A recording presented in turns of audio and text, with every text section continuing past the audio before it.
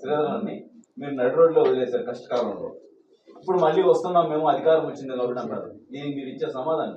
మేము మీరు please request చెప్తాను. నేను చెప్తాను తర్వాత మేయర్ గారు ప్లీజ్ రిక్వెస్ట్.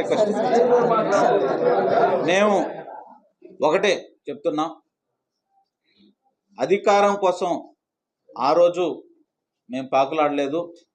నా గురించి, మా సతీమణి శ్రవంతి గారి గురించి మీ అందరికి కూడా తెలుసు.